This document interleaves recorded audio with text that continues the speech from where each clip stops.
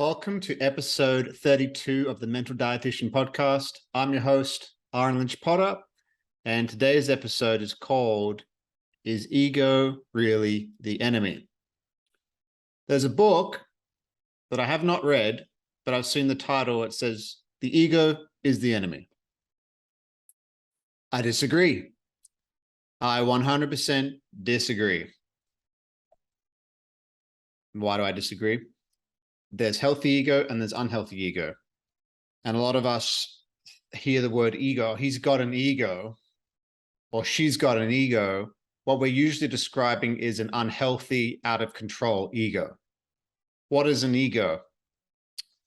That's a great question. Let's actually Google it. I did not look this up. As you know, I always do this on the fly. So what is an ego?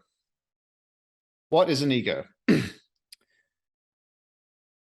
A part of the mind that mediates between the conscious and unconscious and is responsible for reality testing and a sense of personal identity. Philosophy, a conscious thinking subject. What exactly is an ego? By definition, an ego is a person's sense of self-esteem or self-importance. To have an ego is essential to our very makeup. It will define who we are, how we connect with others. Ego becomes an issue when it becomes overpowering. Everybody has an ego, whether it's big or small. I've felt with certain psychedelic experiences what's called an ego death, which is the idea of myself and who I believe myself to be shatters utterly and completely. And it's very interesting when that happens, and it can be very hard to deal with, is that there's this construct that you created of who you think you are, and then all of a sudden it gets completely shattered. You're like, oh, I'm not who I think I am. You're not who you think you are. And that is a hard thing to deal with for a lot of people. A lot of people actually won't even deal with it. That's why a lot of people won't go do inner work on themselves, because there's an ego attached to it. What I mean by that, I know people personally that know that they're really fucked up and have some serious trauma that affects their life, but their ego, which is a construct, which does not want to die. The ego is just like any other living thing. It doesn't want to die. It doesn't want to change. It likes its current state.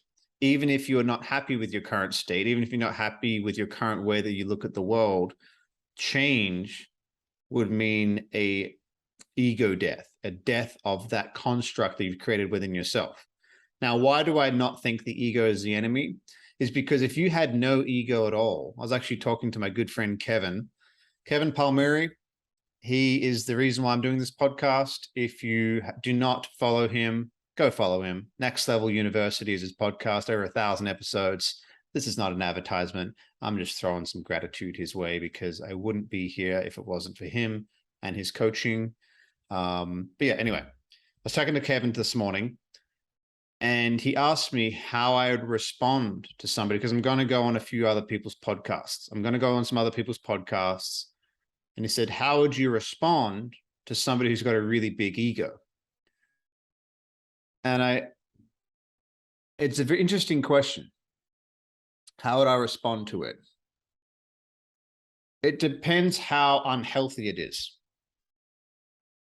There's big egos. For example, there's this guy who's amazing in the jiu-jitsu community. His name's Gordon Ryan. He's 27 years old. He has not lost a match in 62 matches, which is unheard of. And he's widely known as the greatest no-gi grappler, or the greatest of all time. Massive ego, but he backs it up. He backs it up with results. So is that a massive ego, or is that just massive belief in oneself? People take it for how they take it, but Kevin was saying that there's 3 ways people look at you. They look down at you. They think they're better than you. They look across from you, or they look up to you where they think that you're better than them. And he was asking how I'd approach a conversation with somebody who's looking down at me, whose ego has told them that they are better than me.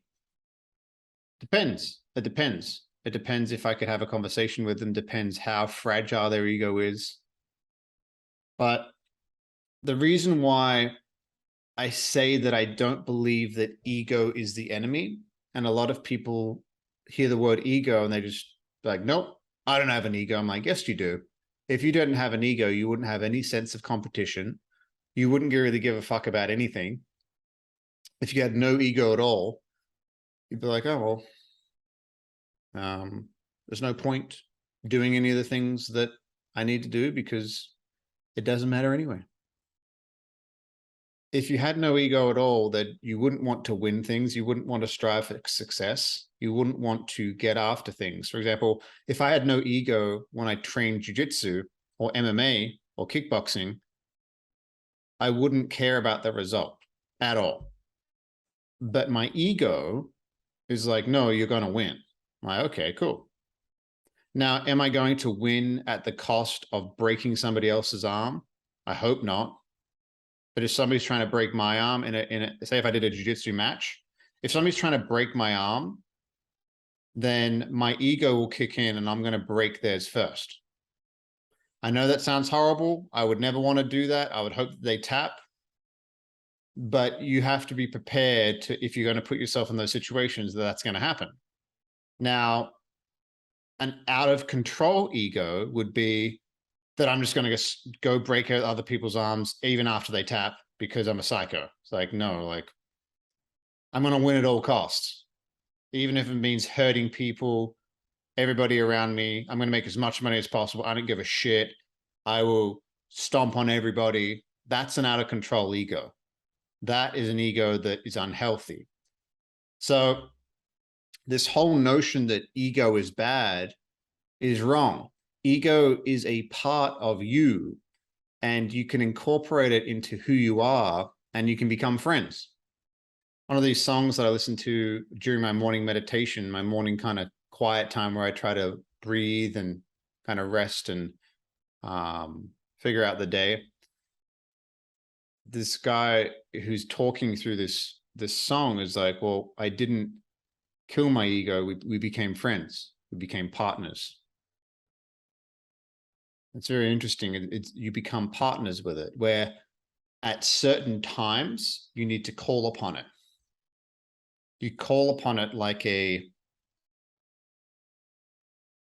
people probably have heard this term, like a loyal soldier.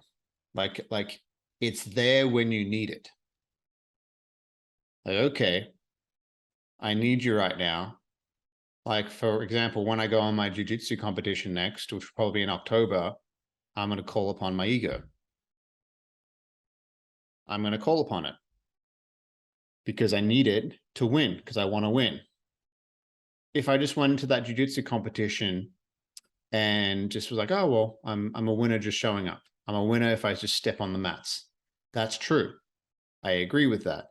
It takes a level of courage just to even go into any kind of competition. But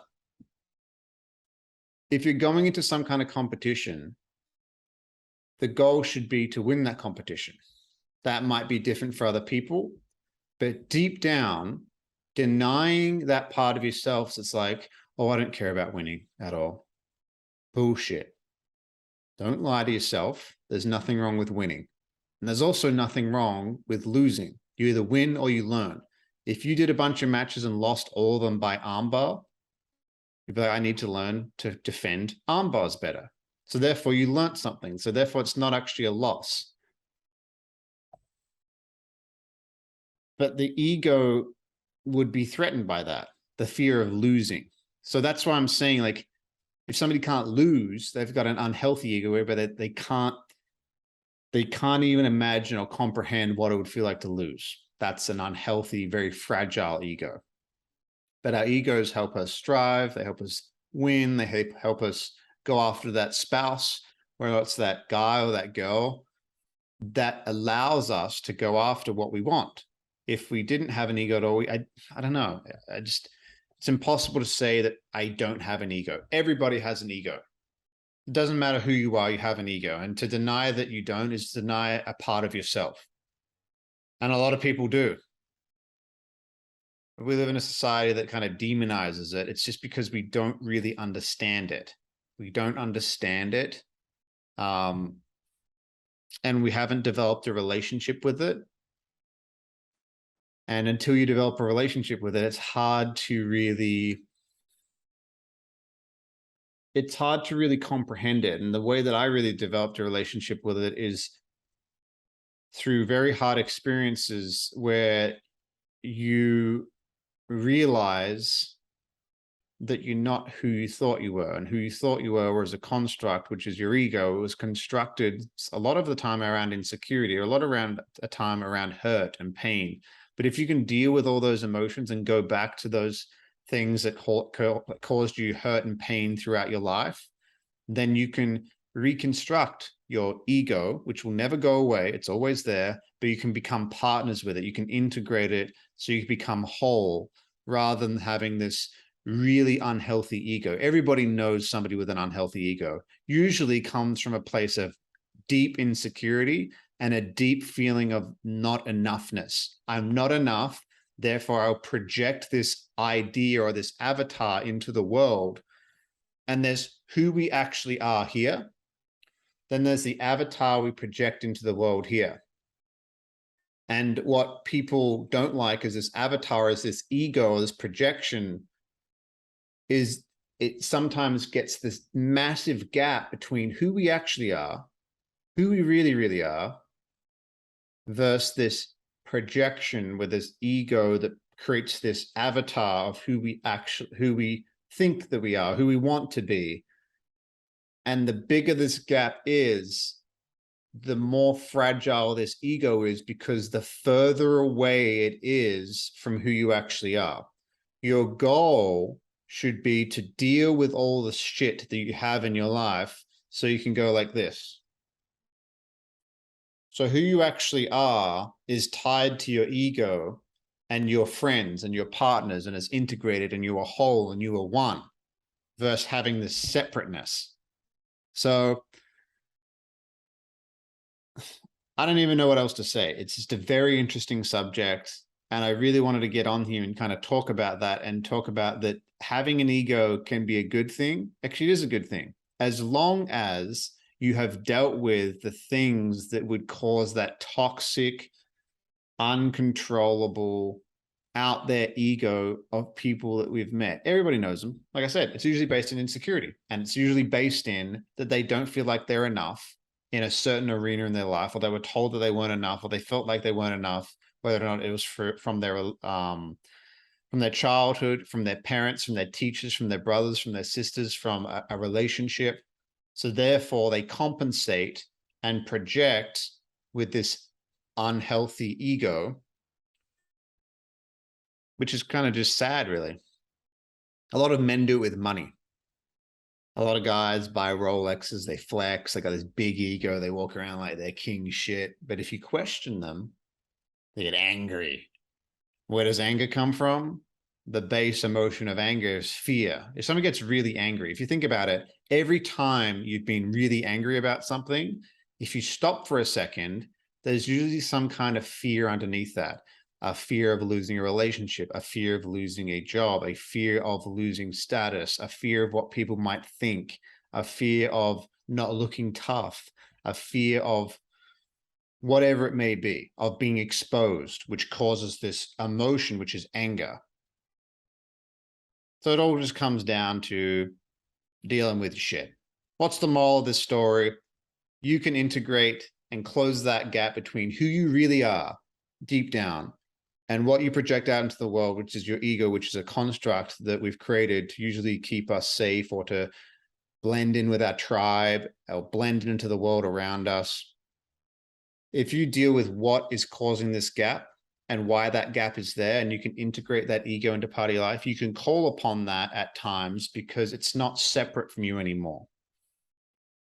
So moral of the story is deal with your shit, deal with your emotions. If you've got an unhealthy ego and it's out of control, how do you actually, before I finish this, how do you know who you have an out of control, unhealthy, toxic ego?